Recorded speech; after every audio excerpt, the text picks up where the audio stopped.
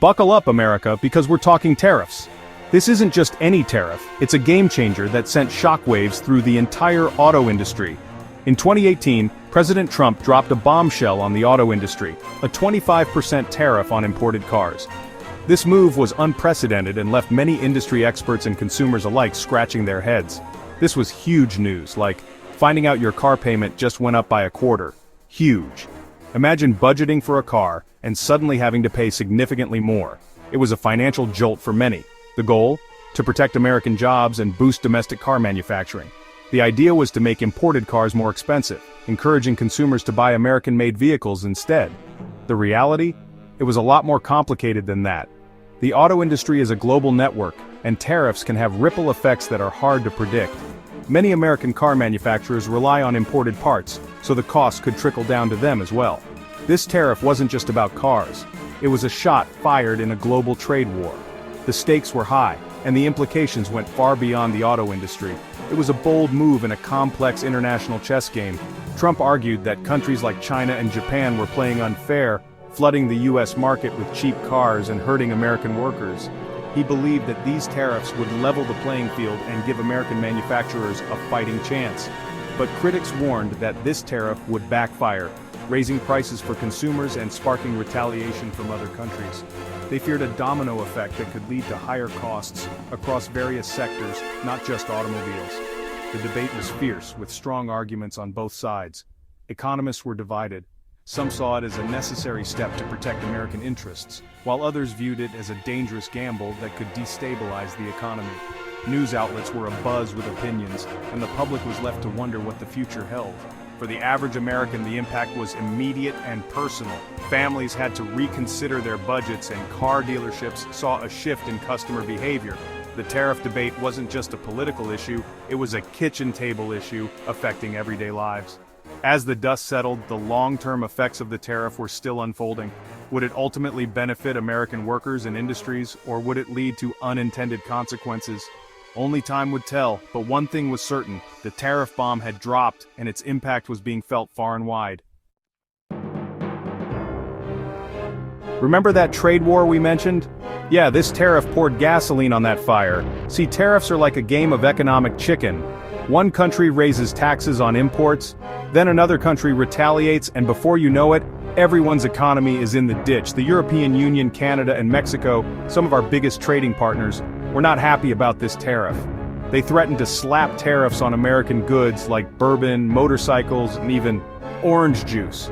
This tit-for-tat could have serious consequences, hurting businesses and costing jobs on both sides of the ocean.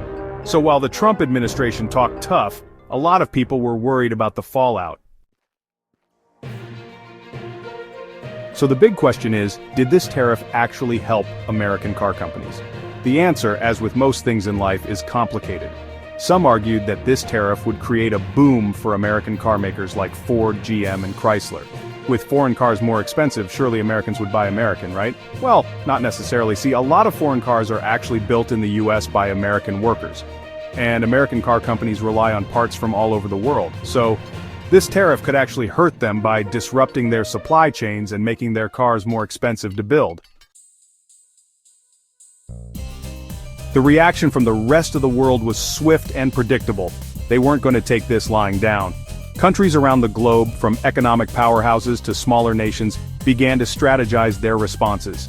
They knew that the stakes were high, and the potential fallout could be devastating for their economies. The international community was abuzz with discussions, debates, and decisions. The EU, for example, threatened to put tariffs on billions of dollars worth of American goods. This wasn't just a political maneuver, it was a calculated move to protect their own industries and workers.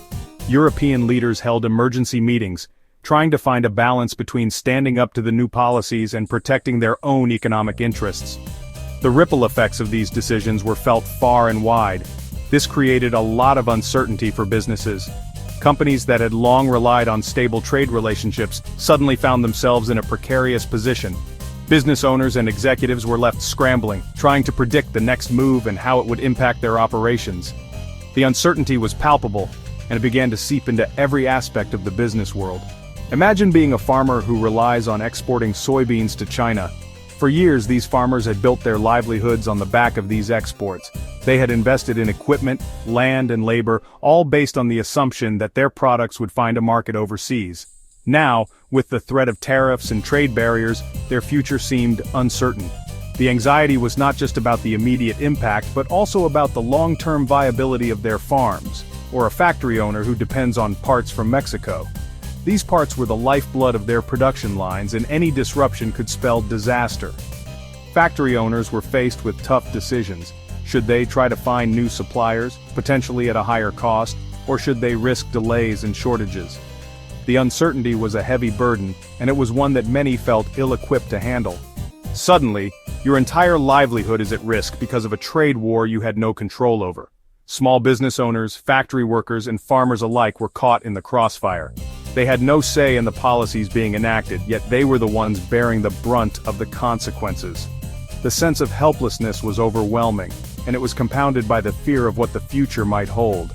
This uncertainty can lead to businesses holding back on investments and hiring. When companies are unsure about the future, they become cautious. They delay expansion plans, put off hiring new employees, and cut back on spending. This cautious approach can have a ripple effect throughout the economy, slowing down growth and stifling innovation.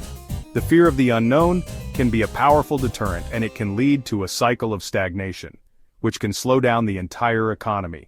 When businesses hold back, it affects everyone. Consumers become more cautious with their spending, leading to lower sales and reduced profits. This, in turn, can lead to more layoffs and cutbacks, creating a vicious cycle of economic decline.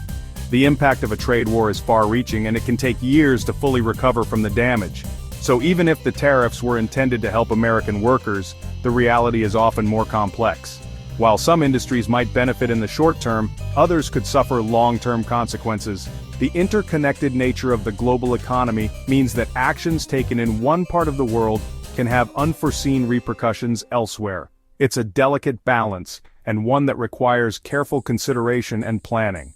They also had the potential to hurt them in other ways. The very workers that the tariffs were meant to protect could find themselves out of a job or facing reduced hours and wages.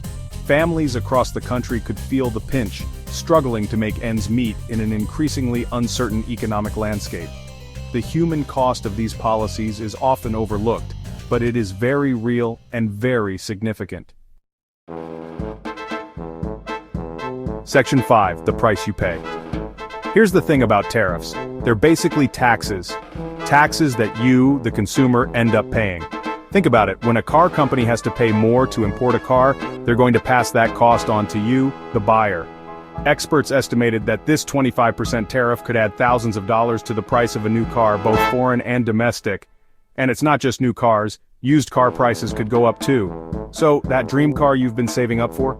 Yeah, it just got further out of reach. And that old clunker you're driving? It might be even more expensive to replace. Section 6. Winners and losers. In any trade war, there are going to be winners and losers. This is an inevitable outcome when countries impose tariffs and other trade barriers. The idea is to protect domestic industries, but the reality is often more complex. The problem is, it's not always clear who's who. The landscape of winners and losers can shift rapidly, and the effects can be far-reaching and unpredictable. Some American steelworkers, for example, might benefit from tariffs on imported steel. These tariffs can make domestic steel more competitive by raising the price of foreign steel. But what about the construction workers who now have to pay more for steel? Higher steel prices can lead to increased costs for construction projects, which can slow down the industry and lead to job losses. What about the businesses that rely on steel and are now less competitive? Small businesses in particular may struggle to absorb the higher costs, leading to reduced profits and potential layoffs. The same goes for the car industry. The automotive sector is a significant part of the economy, and changes in steel prices can have a ripple effect throughout the industry.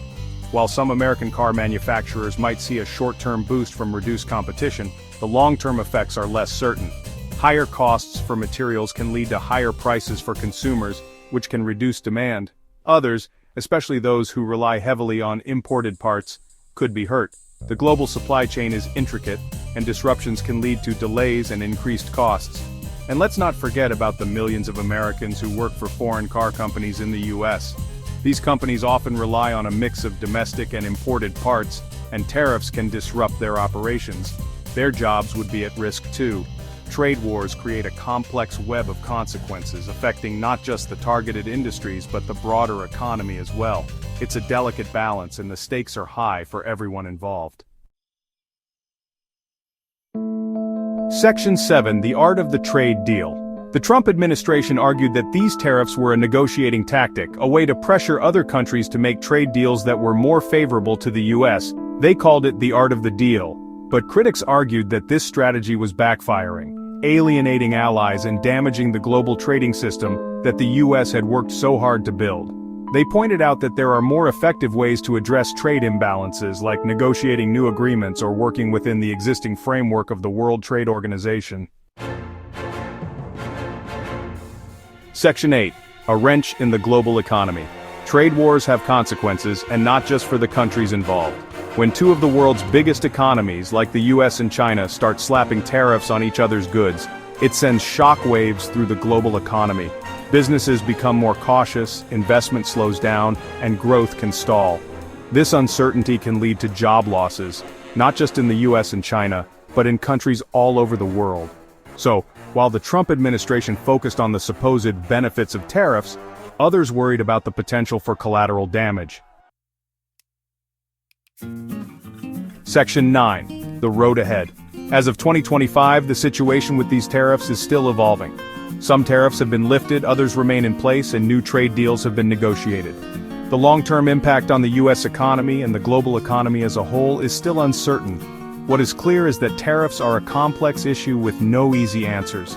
There are always winners and losers, and it's important to weigh the potential benefits against the potential costs. The challenge for policymakers is to find ways to address legitimate trade concerns while minimizing the negative impact on businesses, workers, and consumers. Section 10. The last word. Attacks on American consumers. So, there you have it. A crash course on the car tariffs and the trade war they ignited. Whether these tariffs were the right move or a colossal blunder is still up for debate. But one thing's for sure. Tariffs are like a boomerang. You might throw them at other countries, but they often end up hitting your own citizens in the wallet.